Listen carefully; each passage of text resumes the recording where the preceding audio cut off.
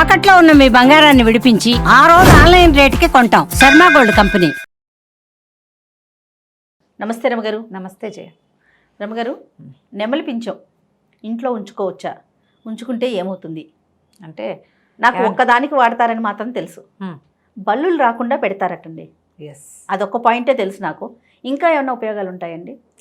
అది కాదు జయ, ఇలాంటి అనుమానాలు ఎందుకు వస్తాయో అర్థం కాదు. వస్తాయండి, అంతేనండి రమగారు, అంతే. రోడ్డు మీద అప్పుడప్పుడు మనకి ఈ నెమలి పింఛాలు అమ్మేవాళ్ళు కనపడతారు. అవును.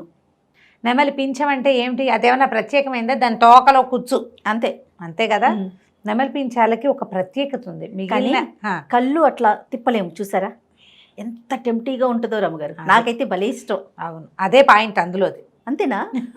అంత కాక అది కాదు జయ, ఇప్పుడు ఏ పక్షివైనా రెక్కలు ఈకలు మనం ఇంట్లో పెట్టుకుంటామా? పెట్టుకోం. ఊళ్ళల్లో ఏం చేస్తారో తెలుసా? పల్లెటూళ్ళ వాళ్ళకి తెలుసు, కాకి రెక్కలు రాలి పడుతూ ఉంటాయి. 3-4 రెక్కల్ని ఇలా కట్టి వేళ్లాడేస్తారు, కాకులు రాకుండా ఉండటం కోసం. పొద్దుటి పూట ఈ వెన్న చేసుకున్నా ఏదైనా ఎండ పెట్టినా కాకులు కవట్లాడిపోవటం అంటారు దాన్ని. కాకులు పడిపోతూ ఉంటాయి వచ్చి. అప్పుడు ఏం చేస్తామంటే ఈ కాకి రెక్కలు కడితే కనుక కొంచెం అక్కడ ఏదో వీళ్ళు కొట్టి దాన్ని చేశారన్న అనుమానంతో కాకులు రావుట. ఓకే. రావని మా వాకిట్లో కూడా 1-2 కట్టేసి ఉంటుండేవి. మాకు పెద్ద వాకిలి, ఏదో ఓ పక్కన ఒడియాలు పెట్టిన దగ్గర మాత్రం అది కట్టేవాళ్ళం. అది మనకి కాకులు ఎక్కువ కనిపిస్తాయి, మనం ఇక్కడ కనిపించవు. ఇక్కడ అసలు నేను కాకి కనిపిస్తాయి, పావురాలే ఉంటాయి. అవును, ఇప్పుడు పావురాయి రెక్కల్ని ఇంట్లో పెట్టుకుంటామా? మనం పెట్టుకోం కదా. ఇప్పుడు ఎట్లా మన జుట్టు రాలింది, ఎంత మంచి జడ ఉన్నది, ఇంత భారీ జుట్టు అని దాన్ని ఉంచుకుంటాం? లేదు, ఉంచుకో. అందంగా పెంచుకున్న గోళ్ళని కట్ చేశాక శోభించదు, తీసుకెళ్ళి జాగ్రత్తగా మట్లో పడేయాలి దాన్ని. అంతే. ఇంట్లో కూడా వేసుకోకూడదు. ఏదో పక్కన పడి ఉంటుందిలే, రేపొద్దున ఊడవచ్చులే అని కూడా భావించాం మనం. జుట్టు దువ్వంగానే చుట్టడం, ఏ డస్ట్బిన్లోనే పెట్టడం. మట్లో కూడా పెట్టేసేయచ్చు. గోల్డ్ కానీ ఇవి కానీ అవి కరగడానికే చాలా సమయం పడుతుంది. పక్షి రెక్కలు కూడా అలాంటివే. ఏ పక్షి రెక్కనైనా ఈకలని, రెక్కలని కాదు, రెక్కల్లో ఉండేటువంటి ఈక, కాకీక అని చెప్తాం కదా. కాకీకకి లేని ప్రత్యేకత నెమలీకకి ఎందుకు వచ్చిందంటే కృష్ణుడు దాన్ని ధరించటం వల్ల. భగవంతుడు ధరించాడు కాబట్టి అది భగవత్ సంబంధమైన వ్యవహారంగా భావించి మనం అది ఉంచుకుంటే కృష్ణ సాన్నిధ్యం ఉన్నట్టు ఒక మనసుకి సంతోషం. కృష్ణుడు నిరంతరాయంగా దాన్ని ధరించడం. ఏ కృష్ణుడు చిట్టి బుజ్జి బొమ్మ ఉన్నా ఎంత బొమ్మ ఉన్నా ఆయన నెమలి పింఛను ధరించే ఉంటాడు. ఆయన ఎప్పుడు ధరించి ఉంటాడు? అది రాజకుమారుడు అయిపోయాక కాదు, గొల్లవాళ్ల పిల్లాడిగా ఉన్నప్పుడు ఇంతంత చారడేసి, ఇంతంత కళ్ళు, ఎర్రటి పెదిమలు, ఆ నీలంగా ఉండేటువంటి నలుపు ఛాయలో పిల్లవాడు, బొద్దుగా ఉన్నవాడు, ఆ మహాద్భుతమైన సౌందర్యవంతమైన నవ్వు ఉన్నవాడు. ఆ పిల్లవాడికి దిష్టి తగలకుండా వేరే రంగు మీదకి దృష్టి పోవటం కోసం వాడి బుగ్గ మీద కాటికి చుక్క పెట్టినా కనపడదు, నల్లవాడు కదా. అందుకని వాళ్ళమ్మ ఈక పెట్టేది. నీలమేఘశ్యాముడు కదా. ఈ మొహం గబుక్కుని చూడంగానే దీని మీదకి దృష్టి వెళ్తుంది. అందుకని ఏం చేసేది, దానికి చుట్టూతా ముత్యాలు చుట్టేది, కొప్పు చుట్టూతా. కృష్ణుడు కొప్పేసేది కదా. అవును కదా. అవును. కృష్ణ పిలక ఈ పైన ఆ పిలకేసి దానికి ఒక పింఛం పెట్టి దానికి ఒక ముత్యాల పేరు వేళ్లాడేస్తే ఈ పిల్లాడిని చూడగానే జగన్మోహనమైన వాడి నవ్వులోకి పడిపోకుండా, వాడికి దిష్టి తగలకుండా పైకి వెళ్ళేది చూపు. అలా పెట్టబడింది. చూపుని ఆకర్షించటం కోసం పెట్టారు. ఆయనతోటే ఉండిపోయింది ఆ నెమలి కన్ను. ఆయనంతటా ఆయన స్వయంగా తీసుకున్నది కాదు, తల్లి చేసింది. యశోదాదేవి తన ప్రీతితోటి అన్ని వర్ణాలున్న చోట కన్ను ఆటోమేటిక్గా దాని మీదకి వెళ్ళిపోతుంది కాబట్టి పెట్టారు. ఇప్పుడు మనం కూడా మన ఇంటికి నెగిటివ్ ఎనర్జీ సోకకుండా ఉండడానికి చాలా చేస్తాం కదా. అవును. అట్లాగే ఇలాగ ఈ సప్తవర్ణాలు ఇంద్రధనుసు రంగుల్ని ఆవిష్కరించేటువంటి ఈ నెమలి కన్నుల్ని గనక అట్లా ఇంట్లోకి రాగానే కనపడేలాగా పెట్టుకుంటే కొంత అబ్బో వీళ్ళు భలేగా ఉందే అన్న ఫీలింగ్ని అది లాక్కుంటుంది. ఇది మెయిన్ పాయింట్. ఓకే. నెమలి చాలా అద్భుతమైనది. పైగా ఏంటంటే దీని మీద బోల్డన్ని కథలు కనిపిస్తాయి మనకి ఇంటర్నెట్లో. అది అస్ఖలితమైంది అంచేత దాన్ని పెట్టుకోవాలి, ఏదో కృష్ణుడికి సంబంధించింది, అదేమీ కాదు. అవన్నీ భావాలే. ఈ సంస్కృత కావ్యాల్లో రాస్తారు, నెమలి నాట్యం ఆడేటప్పుడు అది ఏంటంటే పురి విప్పుతుంది కదా. ఆ పురి విప్పినప్పుడు అది మేఘాల్లో అది ఎగిరేటప్పుడు దాని కంట్లో నుంచి నీరు వస్తుంది. ఆ వచ్చే నీరు దాని యొక్క వీర్యమని. ఆ నీటిని తీసుకున్న ఆడ నెమలికి గుడ్లు వస్తాయి, పిల్లలు పుడతాయని. కానీ ఇవి రెండు మేటింగ్ లేదని, ఉండదని సంస్కృత కావ్యాల్లో ఉంది. అట్లా పాత కథల్లో చెప్తారు. కానీ మన డిస్కవరీ ఛానల్లో చూస్తే అన్ని బర్డ్ మేటింగ్ లాగానే వీటికి మేటింగ్ ఉంది.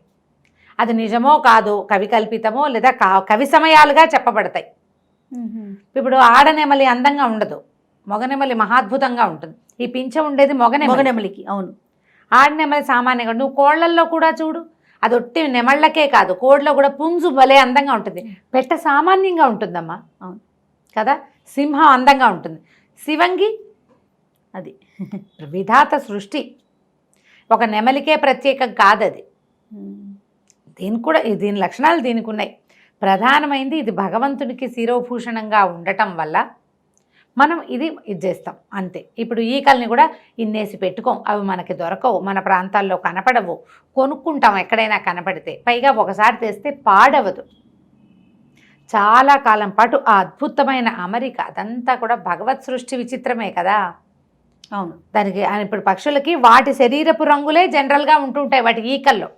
కాకికి నల్లగా, పావురానికి తెల్లగాను, కాస్త గ్రే కలర్లో ఉంటుంది.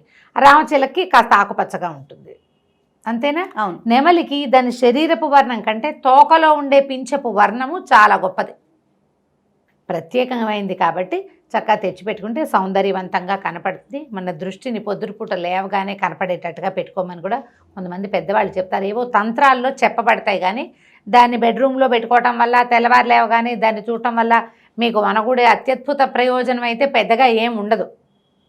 కాకపోతే ఏంటంటే ఒక ప్లెజెంట్ ఫీల్, ఒక నెగిటివ్ ఎనర్జీని లాక్కునేటువంటి, అంటే దృష్టిపాతాన్ని లాగేటువంటి ప్రత్యేకమైన లక్షణం ఉంది. కాబట్టే ఇది పెట్టుకోవాలి. ఈ మొగనెమలి అందంగా, ఆడనెమలి వికారంగా ఉండడానికి ఒక కథ కూడా చెప్తారు జయ. పూర్వము క్రౌంచ పక్షులు అంటే ఇప్పుడు స్వర్గంలో ఉంటాయట. క్రౌంచ పక్షి అంటే క్రౌంచ పర్వతం, అది ఎక్కడ ఉంటుంది, మన కుమారస్వామి ఉంటాడని క్రౌంచ పర్వతం మీద అట్లా చెప్తారు. ఆ పక్షులట దేవతా పక్షులు అని చెప్పాలి, స్వర్గంలో ఉండేవి, మేరు పర్వతం మీద విహరిస్తాయట. అవి ఒక సమూహంగా భూలోకంలోకి వచ్చినప్పుడు గాయపడ్డాయట. పడితే ఆ ప్రాంతానికి చెందిన ఒక మహారాజు వాటికి స్వాంతం పరిచాడు, ఏదో కాస్త వైద్యం చేస్తే ఆయన చాలా సంతోషించి అవి నీకేం కావాలని అడిగితే ఏమన్నట్టయినా మీలాగా పక్షిలాగా మారిపోయి అలా తిరగాలనుంది, అత్యద్భుతమైన పక్షిగా మారి, పక్షులు తిరుగుతుంటే ఒక ఆకాశంలో విహరిస్తూ ఉంటాయి కదా, ఒక అద్భుతంగా అనిపిస్తుంది నాకు, అలా మారాలనుందంటే ఆయనకు ఒక మంత్రం చెప్పారట. ఆ క్రౌంచ పక్షులు చెప్పి సౌందర్యవంతమైన పక్షిగా మారిపోతావు నువ్వు అని చెప్పి, ఈ మంత్రం మాత్రం ఎవ్వరికీ చెప్పకూడదు అని చెప్తే ఈయన అప్పుడప్పుడు ఆ మంత్రం చదువుకుని ఈ అందమైన నెమలిగా మారిపోయి అలా తిరుగుతూ ఉంటాడు. నెమళ్ళు ఎగురుతాయి కదా. అవును, ఎగురుతాయి అంటే ఈ మామూలు పక్షులు చేసినట్టు అలా విహరిస్తూ ఉండవు, కానీ పెద్ద చెట్టు కింద నుంచి ఒక్క ఎగిరి చెట్టు ఎక్కగలుగుతాయి. విహరించేవాడు తోటల్లో, తనకు సంబంధించిన తోటల్లోనే విహరిస్తుంటే ఈ భార్య ఆయన వెంబడబడి నాకు రహస్యం ఎందుకు, రహస్యాలు చెప్పకపోతే ఒప్పుకోని భార్యలు ఎక్కువ మంది ఉంటారు. ఏదైనా కాస్త సీక్రెట్ ఉంటే నాకెందుకు చెప్పవు, సహధర్మచారిణి కదా, అది కదా ఇది కదా, నన్ను ఇచ్చేస్తావా అచ్చేస్తావా, ఈ పాయింట్ మీదే రహస్యాలు చెప్పడు కాబట్టి వదిలేసే భార్యామణులు కూడా కనపడతారు. బలవంతంగా ఆ మంత్రం